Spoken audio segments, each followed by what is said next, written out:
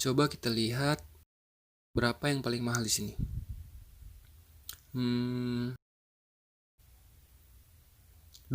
US dollar, 28 juta dong. Hai teman-teman, aku Sandy. Kalian pasti penasaran, kenapa harga logo di situs freelancer logo ground itu mahal sekali? Jadi di video kali ini, aku bakal tunjukin secara langsung alasannya. Langsung dari apa yang dikatakan oleh pihak logo ground itu sendiri. Sebelum kita mulai video ini, jangan lupa klik tombol subscribe di bawah sebagai dukungan untuk sesama freelancer dan content creator. Nah, teman-teman, jadi di sini dalam peraturan bagaimana logo ground itu bekerja, jadi mereka semacam punya tagline-nya gitu, teman-teman. Ya, aku bilang gitulah ya, tagline-nya, mirip-mirip seperti itu. Jadi kata mereka, exclusive logos from all corners of the globe. Saking ketatnya penyaringan di logo ground ini, setiap logo itu yang masuk ke sini, itu akan ditinjau langsung oleh komunitas desainer si logo ground ini. Setidaknya ada satu admin situs yang meninjau ini.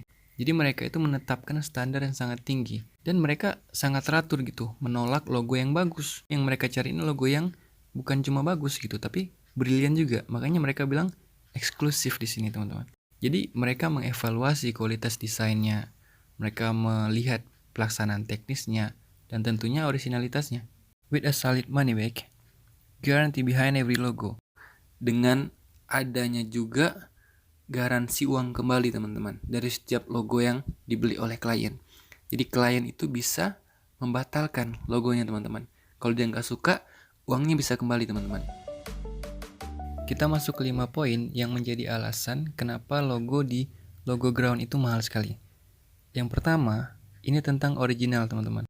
Begitu ketatnya peraturan mereka ini, begitu telitinya ulasan yang dilakukan oleh komunitas desainer mereka ini, sampai-sampai tidak ada kesempatan lagi untuk logo-logo tiruan atau logo-logo copyright atau logo-logo jiplakan itu hadir di sini. Tidak ada celah, teman-teman.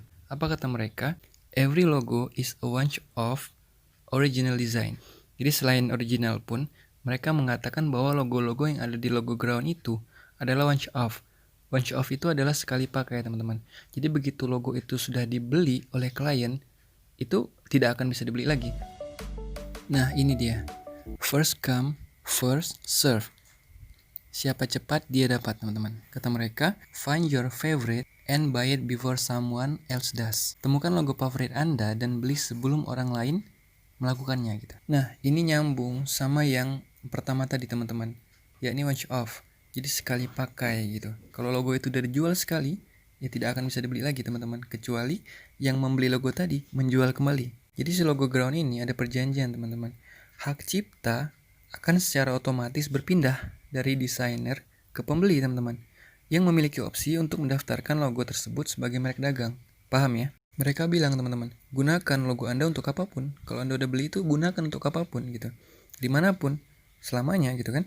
Selama Anda nggak menjualnya kembali. Jadi, si pembeli itu nggak memerlukan izin apapun lagi, teman-teman. Ketika dia udah membeli logo itu, dia bebas. Itu sudah jadi hak cipta dia gitu. Dan pembeli itu nggak akan diminta untuk membayar apa-apa lagi gitu, teman-teman. Terserah, dia mau melakukan apapun dengan logo itu bebas gitu. Selanjutnya, editable. Bisa diedit, teman-teman. Maksudnya gini, jadi klien itu atau konsumen atau pembeli itu bisa meminta perubahan pada logo. Dia mau logo itu dirubah seperti apa. Dia tinggal bilang ke desainer yang menjual logo itu. Apa kata mereka di sini? Work with a designer to fine tune your logo, included in the price of the logo. Jadi kata logo ground itu bekerja samalah dengan desainer untuk menyempurnakan logo kamu gitu. Perubahan apa saja yang boleh diminta oleh pembeli kepada desainer? Bisa dari warna, dari colornya, bisa dari teks, font, tata letak gitu. Semua itu udah termasuk dalam harga logo. Misalnya di dalam logo itu harganya sekitar 500 US dollar. Ketika dia mau merubah sesuatu dari logo itu yang diminta kepada desainer, itu nggak akan mempengaruhi harganya tetap segitu, teman-teman. Misalnya nggak ada teks nama perusahaannya gitu di logo itu. Nah, itu bisa minta ke desainer untuk menambahkannya. Salah satu contoh kecilnya seperti itu. Jadi desainer nanti akan mengirimkan hasil pratinjau dari perubahan itu untuk dilihat oleh si pembeli gitu. Apakah mereka udah setuju sampai logo itu jadi 100% sesuai apa yang pembeli mau. Nah, batasannya apa? Ini hanya bisa dilakukan dalam waktu 30 hari, teman-teman. Itu 30 hari setelah pembelian logo. Jadi udah lebih itu nggak bisa. Kemudian yang perlu menjadi catatan, misalnya logonya ini gambar singa gitu. Tapi si pembeli itu pengen logonya jadi zebra gitu. Nah, ini desainer berhak untuk mengenakan biaya tambahan, teman-teman. Ini udah benar-benar merubah logonya. Kemudian adalah logo format, teman-teman. Format logo ya. Jadi kata mereka, receive the final logo in vector, print ready, and high resolution bitmap formats. Jadi pembeli itu mendapatkan logo nanti dalam format vektor, teman-teman. Dan siap cetak gitu. Dan resolusinya pun tinggi ya. Kalau pembeli itu memilih untuk langsung mendownload logo yang dia beli itu, nah dia akan mendapatkan logo itu nanti dalam format JPEG, dalam format Adobe Illustrator, APS ya teman-teman. File APS inilah yang dapat diedit. Kalau dia nggak mau desainer logo ground ini yang merubahnya. Kalau pembeli minta perubahan kepada desainer yang menjual logo itu, nah pembeli itu boleh meminta versi lain nantinya di final logo itu dalam format apapun. Dan kalau aku nggak salah, kalau pembelinya udah meminta seluruh filenya, maksudku file mentahnya dari logo tersebut, itu nggak boleh lagi dia meng-cancel, teman-teman. Dia nggak boleh lagi meminta uang kembali. Dan ketika dia meminta uangnya kembali, dia nggak perlu memberikan alasan apapun, teman-teman. Dia mengembalikan sesuai jumlah pesanan, full, teman-teman. Tapi ingat, ketika pembeli itu sudah meminta dan mendapatkan akses ke file sumber vektor logo tadi, atau kementahannya, maka pengembalian dana itu tidak akan diberikan lagi, teman-teman. Karena ini udah beda cerita ya, dia bisa merubah itu, dan sebagainya lah. Sekali lagi, pengembalian dana ini, atau money back, meminta uang kembali ini hanya dapat dilakukan dalam 30 hari pertama setelah logo dipesan, setelah logo dibeli. Kemudian, kalau pembeli itu membeli logo itu untuk dimasukkan ke dalam suatu kontes, misalnya dia mau ikut kontes. Nah, logo ground itu tidak berkewajiban lagi untuk mengeluarkan pengembalian uang tersebut gitu. Paham ya teman-teman? Yang aku tangkap itu, ini contohnya seperti pembeli itu ingin membeli logo tersebut, kemudian logonya itu dijadikannya bahan untuk ikut kontes. Oke, jadi kalau kalah, dia minta money back gitu, minta uang kembali. Ini nggak boleh, teman-teman. Ini nggak akan diterima. Jadi logo ground itu nggak berkewajiban lagi untuk mengembalikan uangnya. Paham ya sampai di sini ya? Nah, nah ini nih yang aku suka dari logo ground salah satunya, teman-teman. Jadi dari cerita kita tadi, dari cerita beberapa alasan kenapa logo ground itu mahal, ini salah satu yang menjadi daya tarikku, teman-teman. Ini salah satu yang membuat aku tertarik kepada logo ground ini.